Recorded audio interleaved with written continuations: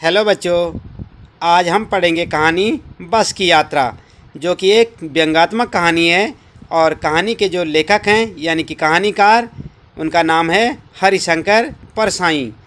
तो बच्चों, शुरू करते हैं कहानी बस की यात्रा। बस की यात्रा हरिशंकर परसाई जी द्वारा लिखा गया एक प्रसिद्ध व्यंग है। तो बच्चों, व्यंग का मतलब होता है जिसको सुनकर आपको हंसी आ जाए और आपको आनंद की प्राप्ति हो और आपका मनोरंजन भी अच्छी प्रकार से हो जाए। तो ऐसी यह कहानी एक हरिशंकर परसाई जी द्वारा लिखी हुई है और जिस कहानी का नाम है बस की यात्रा। इसमें उन्होंने यातायात की दुर्व्यवस्थाओं पर करारा व्यंग किया है। तो बच्चों, यहाँ पर उन्होंने उन लोगों पर, यातायात की दुर्व्यवस्थाओं का मतलब है उन लोगों पर व्यंग किया है, उन प्राइवेट कंपनियों के मालिकों पर व्यंग किया है जो अपने थोड़े से लाभ के लिए लोगों की जान जोखिम में डाल देते हैं। उन पर यहाँ व्यंग किया हुआ है। व्यंग के प्रारंभ में लेखक और 4 मित्रों ने तय किया कि शाम 4 बजे की बस से जबलपुर चलें। यहाँ पर कहा गया है कि लेखक ने अपने अन्य मित्रों के साथ कुल मिलाकर 4 मित्रों ने तय किया कि शाम 4 बजे की बस से जबलपुर चलें। उन्हें अनुमान था कि यह बस जबलपुर की ट्रेन के समय पर पहुंचा देगी और उनको पता था कि अगर जो है हम समय पर पहुंच जाएंगे तो हमें वहां से ट्रेन मिल जाएगी और सुबह सुबह अपने घर पहुंचकर काम पर चले जाएंगे। हालांकि कई समझदार लोगों ने लेखक को बस की यात्रा करने की मनाही की थी। साथ में लेखक कहता है कि कई लोगों ने मुझे उस बस में यात्रा करने को मना भी कर दी थी। लेखक जिस बस से यात्रा करने जा रहा था वह बहुत पुरानी थी। कंपनी के हिस्सेदार भी उसी बस से यात्रा कर रहे थे। लेखक ने स्वयं कहा है कि जिस बस से वे यात्रा कर रहे थे वो बस कैसी थी, बहुत पुरानी थी और कंपनी के हिस्सेदार भी उसी बस से यात्रा कर रहे थे। कंपनी के हिस्सेदार कौन होता है बच्चों? जो उन बसों के मालिक होते हैं। प्राइवेट कंपनियों की जो बसें चल रही हैं, टूटी फूटी पुरानी बसों को लोगों की जान जोखिम में डालकर प्राइवेट मालिक जो है ऐसी ऐसी बसों को चला लेते हैं जिन पे 24 घंटे जो है खतरा ही रहता है। तो उन कंपनियों के मालिकों के लिए यहाँ पर जो है व्यंग कसा हुआ है। तो कंपनी के हिस्सेदार यानी कि उस कंपनी के जो मालिक थे, उस बस कंपनी के जो मालिक थे, वो भी उसी में यात्रा कर रहे थे। लेखक का अनुमान था कि बस चलने योग्य नहीं है और लेखक स्वयं कहता है कि अनुमान था लेखक को कि ये बस जो है चलने योग्य नहीं है, केवल पूजनीय है, मतलब केवल पूजा के योग्य है। डॉक्टर मित्र ने कहा कि बस भले ही बहुत बूढ़ी हो लेकिन नवी नवेली बसों से ज़्यादा विश्वसनीय है। क्योंकि बच्चों, जैसे कि व्यक्तियों में देखा जाता है, लोगों में देखा जाता है कि जो लोग जितने पुराने होते हैं यानी उम्र दराज और बुजुर्ग होते हैं, उन्हें उतने अपने जीवन का अनुभव अधिक होता है। तो जो लेखक के साथ डॉक्टर मित्र थे उन्होंने भी कहा कि यह बस जो है काफ़ी अनुभवी बस है। इस बस ने काफ़ी उतार चढ़ाव जीवन में देखे हैं, इसलिए इस पर विश्वास किया जा सकता है कि ये बस सही चलेगी। इसके बाद यहाँ पर देखते हैं लेखक और उसके मित्र बस में बैठ गए। जो लोग उन्हें छोड़ने आए थे उन्हें लग रहा था कि अंतिम बार विदाई देने आए हैं। ऐसा क्यों हुआ बच्चों? क्योंकि सबको पता था कि ये बस रास्ते में धोखा देगी और कुछ ना कुछ इनके साथ घटना घट सकती है। इसलिए उसके जो मित्र लोग जब जैसे ही बस में बैठे तो जो लोग उन्हें छोड़ने के लिए आए थे उनको लग रहा था कि अब की बार जो है इनको हम अंतिम विदाई दे रहे हैं, हो ना हो अब ये बच के आए या नहीं। पाहुन आया है तो किसी न किसी दिन जाना ही है। इस प्रकार से लोग जो है व्यंग्यात्मक बातें बोल रहे थे। पाहुन का मतलब होता है जैसे बारात में जो लोग आते हैं, बारात में उनको पाहुन कहा जाता है। और दूसरे अर्थ में पाहुन का मतलब मेहमान भी होता है कि संसार में जो मेहमान बन के आए हैं उनको किसी न किसी दिन जाना ही है। इंजन स्टार्ट हो गया, ऐसा लग रहा था कि सारी बस ही इंजन है। अब लेखक कहता है कि इंजन तो स्टार्ट हो गया लेकिन बस इतनी हिल रही थी, इतना बुरा हाल था बस का कि ऐसे लग रहा था कि सारी बस ही इंजन है। लोगों को लग रहा था कि सीट के नीचे ही इंजन है। लेखक को गांधी जी के असहयोग आंदोलन की याद आने लगी। बस का पूरा हिस्सा एक दूसरे से असहयोग कर रहा था। असहयोग का मतलब बच्चों क्या होता है? जब किसी दूसरे को सहयोग ना दिया जाए तो उसे कहते हैं असहयोग। एक होता है सहयोग देना, जैसे आप लोग अपने साथ के मित्रों को किसी कार्य में सहयोग देते हो तो वो सहयोग होता है, और यदि आप उनकी जो है मदद नहीं करते तो क्या होता है, असहयोग। तो ऐसे ही जो है बस का पूरा हिस्सा एक दूसरे से जो है असहयोग कर रहा था, मतलब पूरा हिस्सा हिल डुल रहा था। 8-10 मील चलने पर लगा कि सीट पर लोग बैठे हैं या सीट लोगों के ऊपर बैठी है, लोगों पर बैठी है। लेखक कहता है कि 8-10 मील का मुश्किल से सफ़र किया होगा, ऐसे लग रहा था कि जैसे सीट ही उनके ऊपर आके बैठ गई है, ना कि लोग सीटों पर बैठे हैं बल्कि सीट लोगों के ऊपर बैठी है, ऐसे महसूस हो रहा था। आगे चलकर मालूम चला कि पेट्रोल की टंकी में छेद हो गया है। बस की हालत इतनी ख़राब थी कि पेट्रोल की टंकी तक भी उसकी सही नहीं थी। लेखक कहता है कि आगे जैसे थोड़ा सा और आगे चले तो हमें पता चला कि पेट्रोल की टंकी में भी छेद हो गया है। ड्राइवर ने बाल्टी में पेट्रोल निकालकर उसे बगल में रखा और नली डालकर इंजन में भेजने लगा। और ड्राइवर ने क्या किया फिर, जब टंकी में पेट्रोल की टंकी में छेद हो गया तो ड्राइवर ने बाल्टी में पेट्रोल को सारा भर लिया और अपने सामने रख लिया और नली में डालकर इस प्रकार से इंजन के पास जो है पेट्रोल जो पहुंचा रहा था, जैसे कि छोटा बच्चा, जैसे कि माँ अपने छोटे बच्चे को अपनी गोद में रखकर शीशी से दूध पिलाती है। अब बस का मालिक इंजन अपनी गोद में रख लेंगे और उसे नली से पेट्रोल पिलाएंगे, जैसे माँ बच्चे के मुंह में दूध की शीशी लगाती है। लेखक कह रहा है कि लेखक सोच ही रहा था कि अब बस का मालिक इंजन को अपनी गोद में रख लेंगे और उसे नली में पेट्रोल पिलाएंगे, जैसे माँ बच्चे के मुंह में दूध की शीशी लगाती है। बस बहुत बुरी हालत में चल रही थी, ऐसा लगता था कि ब्रेक फेल हो जाएगा, हो सकता है स्टीयरिंग टूट सकती है। लेकिन ऐसी स्थिति में बस के हिस्सेदार को लग रहा था कि यह मात्र संयोग है। लेखक कहता है कि हम सब डर रहे थे और बस बुरी हालत में हिल रही थी। ऐसे लग रहा था कभी भी ब्रेक फेल हो सकता है, स्टीयरिंग टूट सकती है और कोई भी अनहोनी घटना हो सकती है। लेकिन जो बस का हिस्सेदार यानी कि जिसकी वो बस थी, उसको ऐसे लग रहा था, वो ऐसे बोल रहा था बार बार कि ऐसी कुछ बात नहीं है, मात्र एक संयोग की बात है। बस ऐसे चल रही थी, कुछ दूर आगे चलकर पुलिया पर बस का टायर फट गया। लेखक कहता है कि आगे थोड़ा सा और आगे बढ़े तो तब तक बस का टायर फट गया। दूसरा घिसा टायर लगाकर बस फिर चली और जो कंपनी का हिस्सेदार था उसने जो है पूरी मेहनत करके दोबारा फिर से एक टायर लगा दिया, लेकिन वो भी कैसा लगाया, घिसा हुआ टायर, यानी कि ख़राब टायर लगाया। लोगों ने पन्ना पहुंचने की उम्मीद छोड़ दी थी।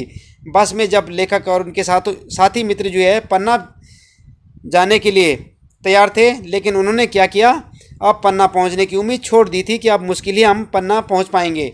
वहां से उन्हें जबलपुर की ट्रेन पकड़नी थी। उन्हें लगने लगा कि ज़िंदगी इसी बस में गुजारनी है, क्योंकि बस इतनी धीमी चल रही थी, इतनी धीमी चल रही थी और कभी टायर फट जा रहा था, कभी इंजन चल नहीं रहा था, कभी इंजन स्टार्ट नहीं हो रहा था, कभी पेट्रोल की टंकी में छेद हो जाता था।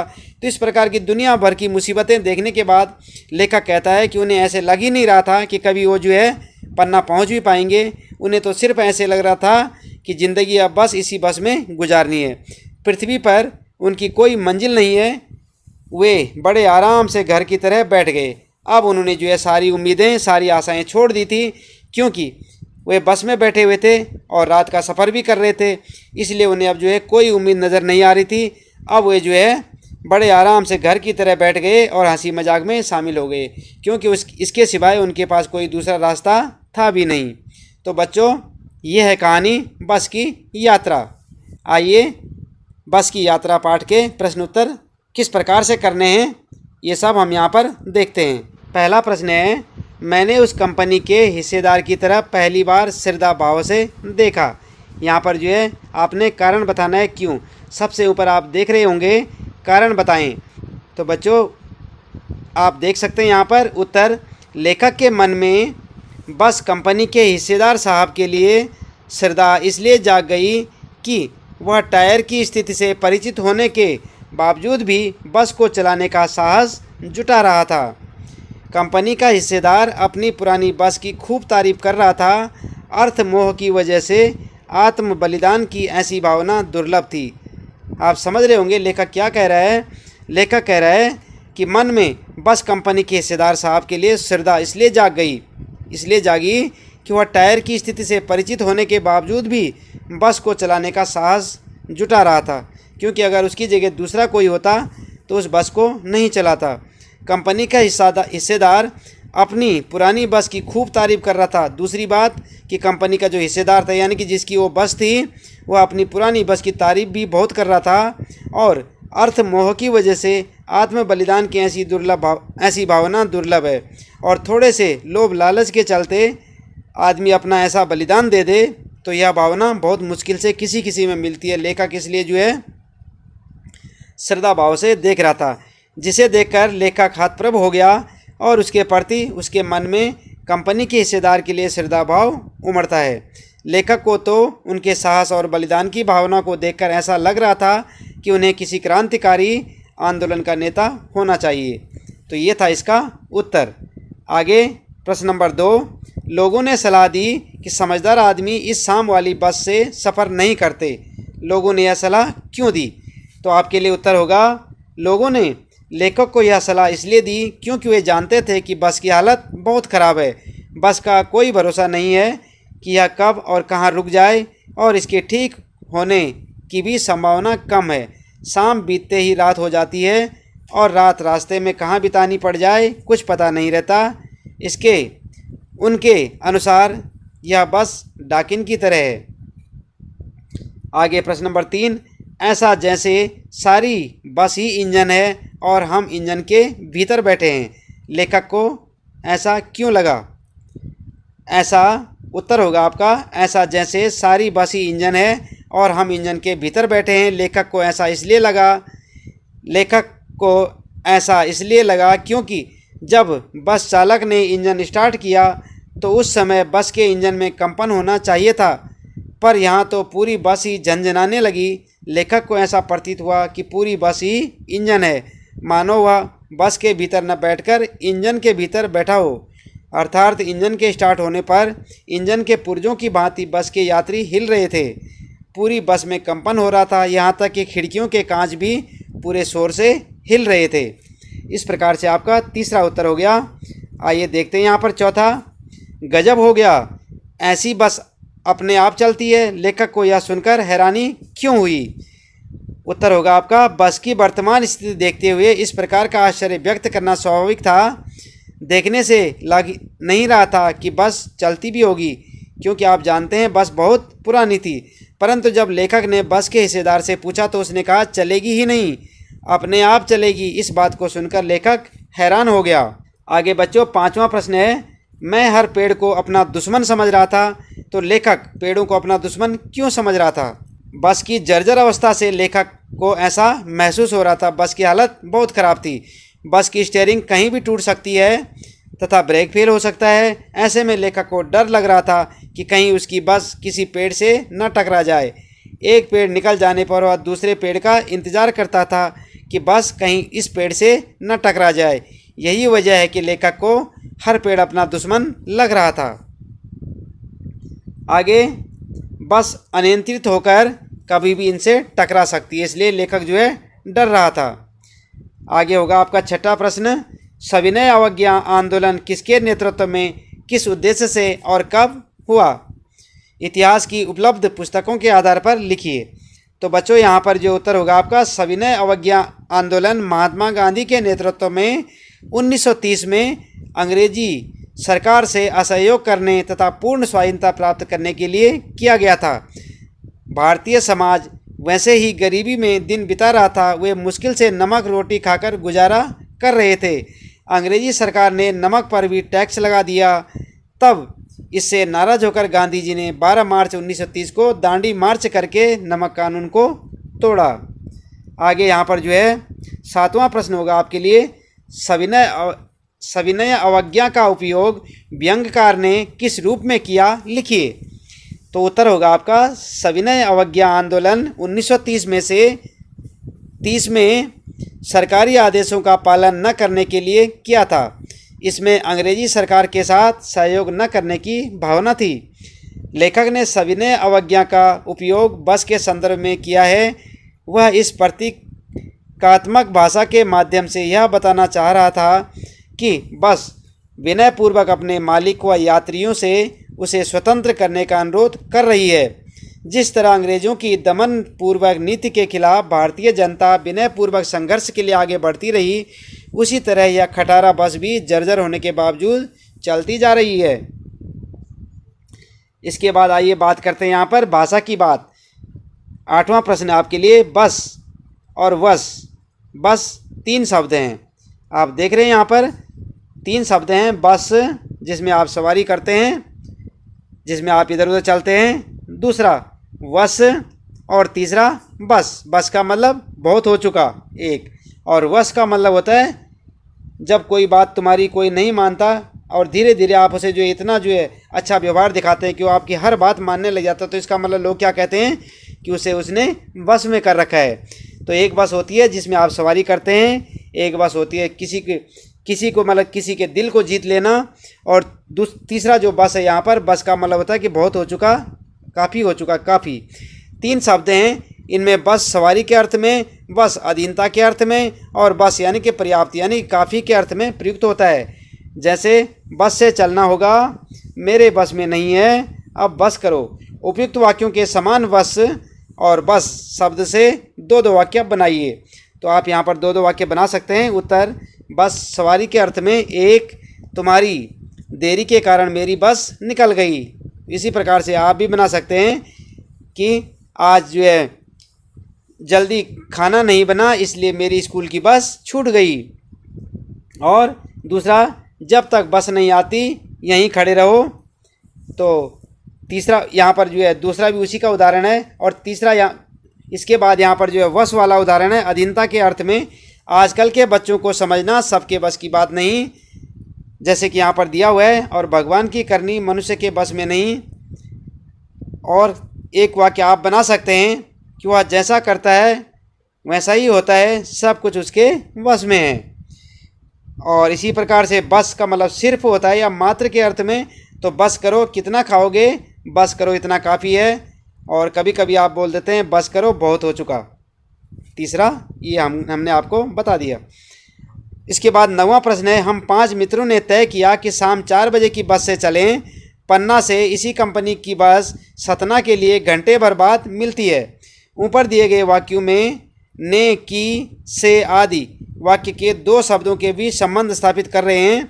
ऐसे शब्दों को कारक कहते हैं। इसी तरह 2 वाक्यों को एक साथ जोड़ने के लिए की का प्रयोग होता है। कहानी में से दोनों प्रकार के 4 वाक्यों को चुनिए। कारक शब्द से निर्मित। यह समझ में नहीं आता कि सीट पर हम बैठे हैं या सीट हम पर बैठी है। आपने देखा यहाँ पर की का प्रयोग हुआ है। नई नवेली बसों से ज़्यादा विश्वसनीय है। यह बस पूजा के योग्य थी। बस कंपनी के एक हिस्सेदार भी उसी बस में जा रहे थे।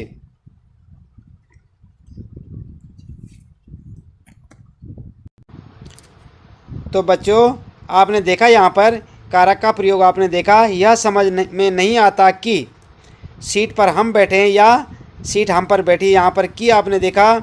और नई नवेली बसों से ज़्यादा विश्वसनीय से आपने देखा। से जो है ये कारक है। यह बस पूजा के योग्य थी के आपने देखा यहाँ पर कारक है ये। और बस कंपनी के एक हिस्सेदार भी उसी बस में जा रहे थे के आपने देखा, ये भी कारक है। इसके बाद हम फौरन खिड़की से दूर सरक गए। 10वां है, चांदनी में रास्ता टटोलकर हम रेंग रही थी। दिए गए वाक्यों में आई, सरकना और रेंगना जैसी क्रियाएं 2 प्रकार की गतियां दर्शाती हैं। कुछ ऐसी ही कुछ क्रियाएं एकत्र कीजिए जो गति के लिए प्रयुक्त होती हैं, जैसे घूमना इत्यादि। उन्हें वाक्यों में प्रयोग कीजिए। तो उत्तर होगा आपका टहलना। दादाजी को टहलना अच्छा लगता है, और चलना सेहत के लिए बहुत लाभदायक है। तो बच्चों इस प्रकार से आपके जो है यहाँ पर 11वां प्रश्न है, कांच बहुत कम बचे थे, जो बचे थे उनसे हमें बचना था। यहाँ पर लेखक इसलिए कहता है क्योंकि बस जो है बहुत पुरानी और टूटी फूटी थी। इस वाक्य में बच शब्द को 2 तरह से प्रयोग किया गया है, एक शेष के अर्थ में और दूसरा सुरक्षा के अर्थ में। कांच बहुत कम बचे थे यानी कि कांच थे ही नहीं, बचे यहाँ पर शेष है, शेष कुछ नहीं बचा था, और जो बचे थे उससे हमें बचना था, बचना हमें था सुरक्षा के लिए। नीचे दिए गए शब्दों को वाक्यों में प्रयोग करके देखिए। ध्यान रहे एक ही शब्द वाक्य में 2 बार आना चाहिए और शब्दों के अर्थ में कुछ बदलाव होना चाहिए, जैसे कि जल और हार। यहाँ पर देखें 2 शब्द हैं, यहाँ पर कै वाला है जल और दूसरे वाला है ख हार। इन पे आपने जो वाक्य बनाना है। उत्तर जैसे कि कै का होगा जल।